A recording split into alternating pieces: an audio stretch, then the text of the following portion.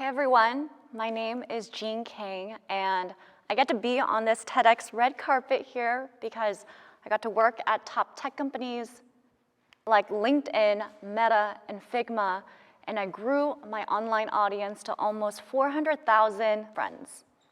But to be clear, this talk isn't about how I landed dream jobs. It's not about how I grew on LinkedIn. It's actually about the moments when life punched me in the face and forced me to get back up because life wasn't always this good. At 23, my very first job out of school, I remember my manager pulling me aside and telling me to my face, "Jean, we are firing you." And just like that, my dream of breaking into tech was completely shattered. And the context is I grew up in the Silicon Valley, and I saw the rise of these tech companies, and that's what I wanted for myself. But instead of celebrating my first job, I was broken. Because for the very first time in my life, I felt like a complete failure, especially after being this grade A picture-perfect student all my life. I learned that life is going to humble you, whether you like it or not.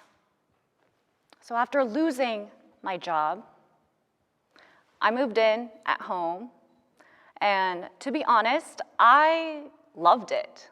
I love my family, I love saving a lot of money, and especially I loved spending time with my mom because she was my very best friend. She knew everything about me. And one day when we are hanging out at home, I remember her complaining to me about her back pain and how much discomfort it was causing her. So I said, "Mom, I got you. Let me get you some massages. Let's do a few stretches together." We even went to physical therapy. But the craziest thing is that all of those things didn't do anything for her. So as one final, last resort, we decided to get an MRI. And that MRI changed everything. Because it was the moment that we found out that her pain, it wasn't just any other pain. That pain was a result of her suffering from stage 4 cancer. And when we found out, it was already too late. And the pain on her back, those were tumors that had metastasized there. And in the hospital room, I remember hearing the diagnosis, and my mom is asking the doctor in her broken English, saying, "So how long?" And obviously the doctor is really uncomfortable, but then quietly says, "Maybe 6 to 12 months. Now that news, it hit me. My heart, it broke into a million pieces with the idea that I was losing my best friend.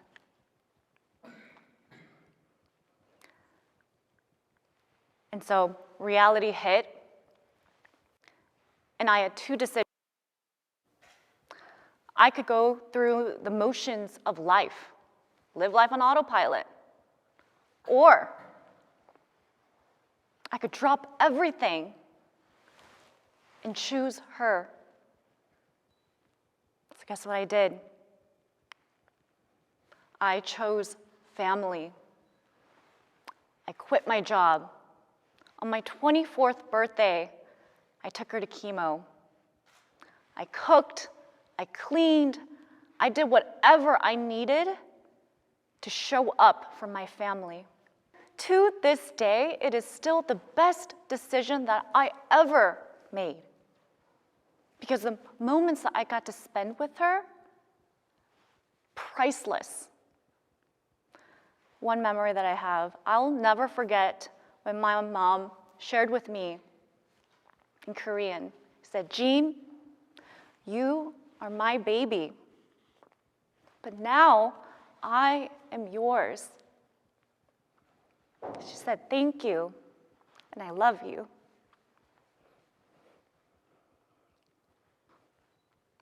So months later, she passed. And for me, I lost my spark. I was depressed, and I was barely holding on, trying to be the glue that she used to be for our family. And to make matters worse, it sucked that the guy that I was dating at that time was terrible.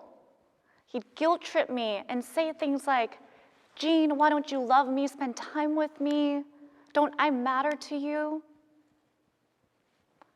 And looking back now, the audacity for making me feel so crappy when I am barely holding on. And clearly, that's not love. It never was. And thank God that I finally saw the light and decided to walk away from him for good. So months pass again. I'm rotting at home. And I had a girlfriend that really wanted to get me out. She said, "Jean, let's go out. Let's go out and have some fun." So she convinced me. And we decided to hit up one of our favorite clubbing spots in San Francisco. We have the best time. It's exactly what I needed. And I remember vividly seeing this really cute guy on the dance floor. It's dark. I'm like, I hope he's cute. He looks cute in the in the dark.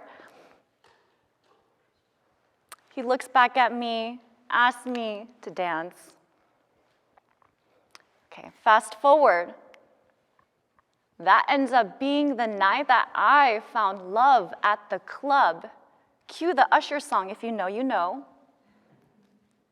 And I met my future husband, Bryant, because Bryant changed the meaning of love for me. You see, my ex, he made me choose between him and my family. Now, Bryant, on the other hand, one, I could do no wrong in his eyes.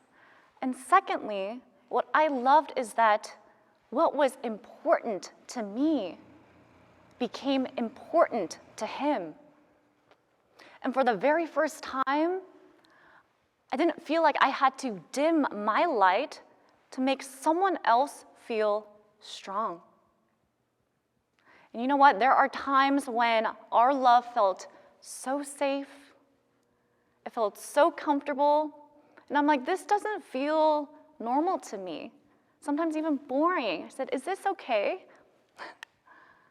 But I realized soon after that it was exactly what I needed to truly thrive.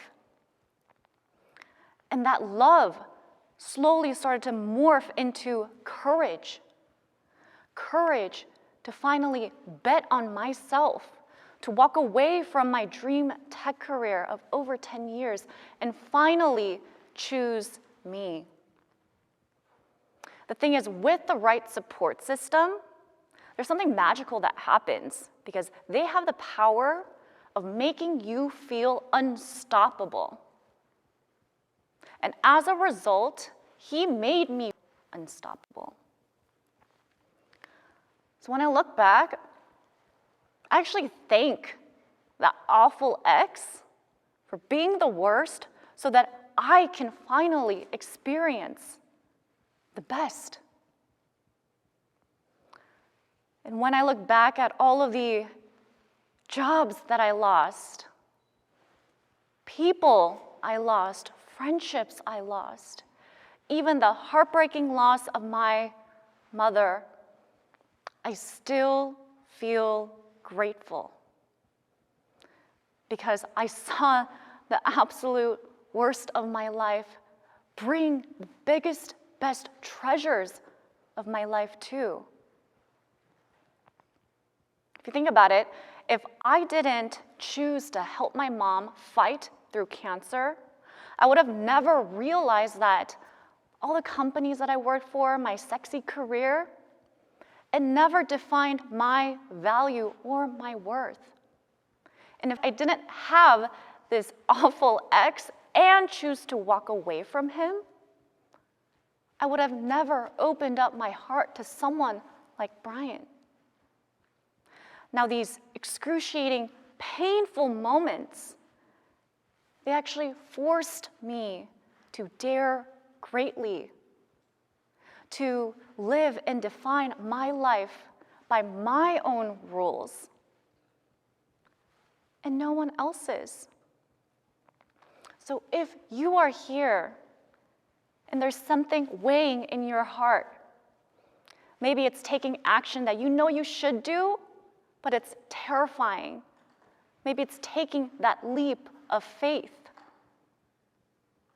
Or maybe you're worried that something really bad might happen.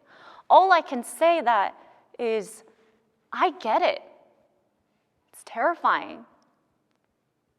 Because I have also been there.